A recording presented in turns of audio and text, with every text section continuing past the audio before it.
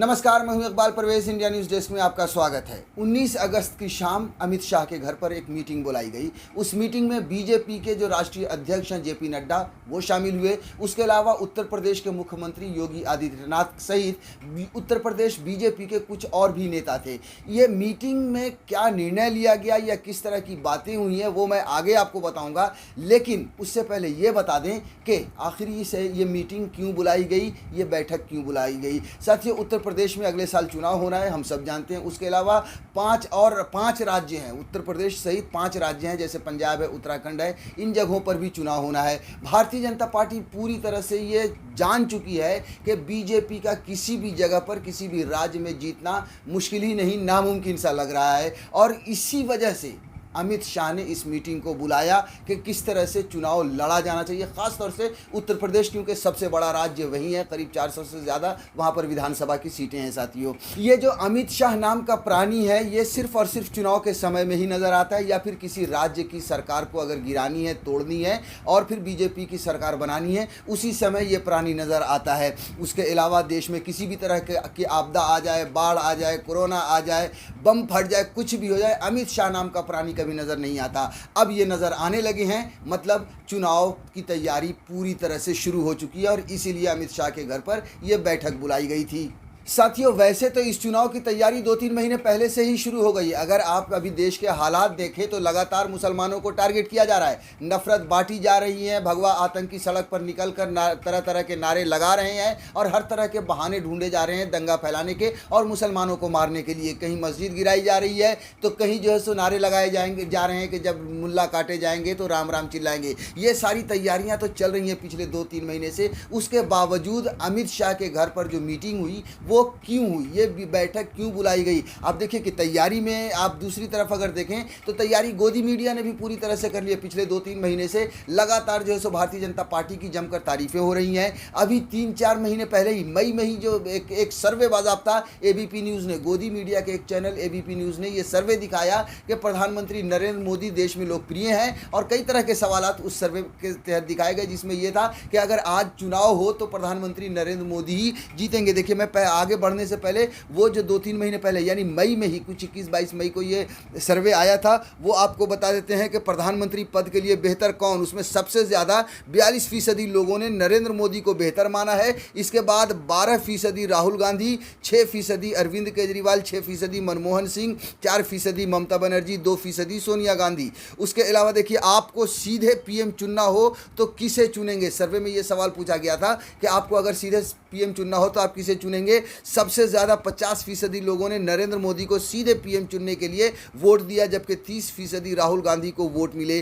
10% लोगों ने दोनों में से किसी को भी वोट नहीं दिया। उसके अलावा एक और सवाल पूछा गया, केंद्र सरकार के काम से कितना संतुष्ट हैं, तो 31% लोगों ने कहा कि वह केंद्र सरकार के काम से बहुत संतुष्ट हैं, 28% कम संतुष्ट हैं और 37% असंतुष्ट हैं। यानी करीब 59% लोग संतुष्ट हैं, मतलब कम संतुष्ट और संतुष्ट मिलाकर 59% लोग जो है सो नरेंद्र मोदी के या केंद्र सरकार के कामकाज से खुश हैं। क्या ये मुमकिन है? देश के हालात जिस तरह से बने हैं, जिस तरह से बेरोजगारी आई है, जिस तरह से लोगों के रोजगार छिने हैं, जिस तरह से कोरोना महामारी में लोगों ने तड़प तड़प कर दम तोड़ा है, जिस तरह से गरीबी बढ़ी है, जिस तरह से जीडीपी गिरी है, जिस तरह से महंगाई बढ़ी है, उसको देखकर ये मुमकिन है कि नरेंद्र मोदी की सरकार की इतनी तारीफ हो। मगर चूंकि गोदी मीडिया को चाहती है कि वो नरेंद्र मोदी को सबसे ऊपर रखे, इसलिए वो इस तरह के लगातार जो है सो सर्वे दिखाते रहे। मगर इस बीच देखिए, भारतीय जनता पार्टी तो ये जानती ही है कि वो हार रही है, उन्हें पता है कि उन्होंने कुछ नहीं किया है। वो ये भी जानते हैं कि जनता उनसे नाराज़ है, लिहाजा उन्होंने एक और सर्वे कराया। जी हाँ, ये भी गोदी मीडिया का ही सर्वे है, इंडिया टुडे के हैं या टीवी टुडे के हैं, ये भी गोदी मीडिया में ही आते हैं। उन्होंने उनसे एक सर्वे कराया, क्योंकि हम ये जानते हैं कि गोदी मीडिया बिना नरेंद्र मोदी के और भारतीय जनता पार्टी के इजाज़त के ये दिखा नहीं सकती कि नरेंद्र मोदी किसी भी कीमत पर कमज़ोर हैं। लिहाजा उन्होंने एक सच्चा कह सकते हैं कि एक सर्वे कराया, जिसमें ये दिखाया कि अगस्त 2020 में 66% प्रधानमंत्री नरेंद्र मोदी यानी 2020 के अगस्त में 66% उनकी लोकप्रियता थी और जनवरी में घटकर 38% हुई और अभी यानी इस अगस्त 2021 के अगस्त में 24% नरेंद्र मोदी की जो है सो लोकप्रियता घटकर नीचे आ गई है। अब ये एक जेन्युइन हम कह सकते हैं और ये मुमकिन है कि भारतीय जनता पार्टी ने देश को टटोलने के लिए और लोगों को टटोलने के लिए एक जेन्युइन सर्वे कराया हो। उसके अलावा बीजेपी ने एक और जेन्युइन सर्वे कराया है जिसमें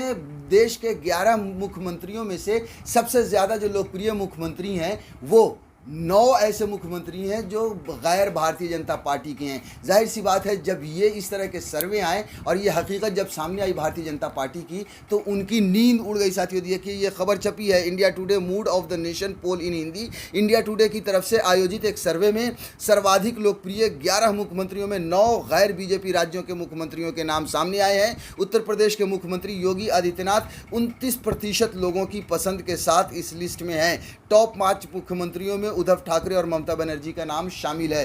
जाहिर सी बात है जब जैसा कि मैंने पहले भी कहा कि कोई भी गोदी मीडिया का चैनल हो या इस तरह के अखबार हो वो भारतीय जनता पार्टी की बुराई नहीं कर सकते जब तक कि बीजेपी की तरफ से इशारा ना हो। और मुझे ऐसा लगता है कि बीजेपी ने जानबूझकर एक जेन्युइन सर्वे करवाया है कि भैया सर्वे करके हमें बताओ कि हमारी क्या पोजीशन है। अब जब ये पोजीशन आई सामने कि भारतीय जनता पार्टी का तो पूरी तरह से बेड़ा गर्क हो रहा है, चाहे वो प्रधानमंत्री नरेंद्र मोदी हो या भारतीय जनता पार्टी के दूसरे मुख्यमंत्री हों, सबकी लोकप्रियता कम हो गई है। यानी कि आने वाले जो चुनाव जो 5 राज्यों में है वहां पर उनकी बुरी तरह से हार होने वाली है। लिहाजा उन्होंने स्ट्रेटेजी बनाने के लिए अमित शाह ने अपने घर पर एक बैठक बुलाई है साथियों। अब बैठक में क्या निर्णय हुआ होगा ये तो कंफर्म नहीं कर सकते, लेकिन ये बात साफ है कि इस निर्णय में ये हो सकता है कि किस तरह से देश में नफरत बांटी जाए, किस तरह से दंगे फैलाए जाएं। हम सब जानते हैं कि जब चुनाव आता है तब नफरत की लहर और ज़्यादा बढ़ जाती है, नफरत बांटनी शुरू हो जाती है। 2 महीने पहले से ही, जैसा कि मैंने पहले भी कहा, 2 महीने पहले से ही कहीं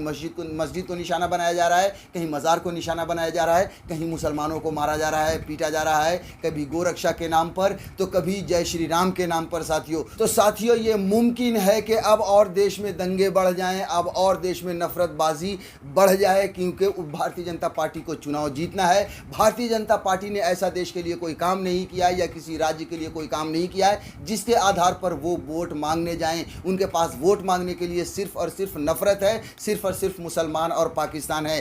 अमित शाह के घर पर यह रणनीति बनाई गई होगी कि अभी अफगानिस्तान में जो कुछ हो रहा है उसे किस तरह से गोदी मीडिया के द्वारा 24 घंटे अफगानिस्तान की तस्वीरें दिखाई जाए और ये दिखाया जाए कि मुसलमान आतंकी है, ताकि इस देश के हिंदुओं के दिलों में नफरत बांटी जाए। और यही वजह है कि हम देख रहे हैं कि देश के सारे मुद्दे हटा दिए गए हैं चैनल से, सिर्फ और सिर्फ तालिबान की तस्वीरें ही गोदी मीडिया पर नज़र आ रही हैं। उसके अलावा अमित शाह की इस बैठक में यह निर्णय लिया गया होगा कि ये जो नफरत का जो खेल चल रहा है उसे और किस तरह से आगे बढ़ाया जाए, किस तरह से उसका और प्रचार किया जाए, किस तरह से और मुसलमानों को गाली दिया जाए, प्रताड़ित किया जाए साथियों। तो अब इस देश की जनता को, मुसलमानों को ख़ास तौर से होशियार रहने की ज़रूरत है, सतर्क रहने की ज़रूरत है कि किसी भी समय देश के किसी भी इलाके में दंगे हो सकते हैं, किसी भी समय किसी भी मुसलमान पर हमला हो सकता है, कहीं गोरक्षा के नाम पर तो कहीं जय श्री राम के नाम पर। इस देश के अमन पसंद लोगों को भी, चाहे वो हिंदू हो या सिख हो या फिर ईसाई हो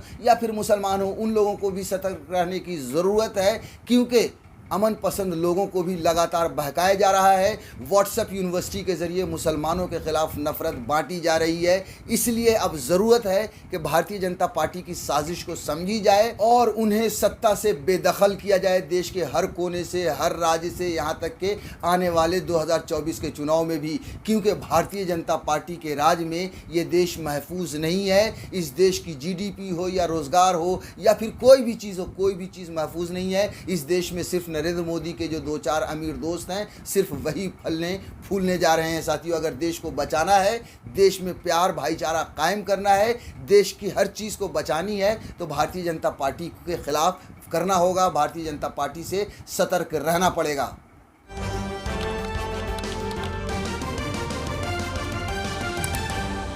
आपकी आवाज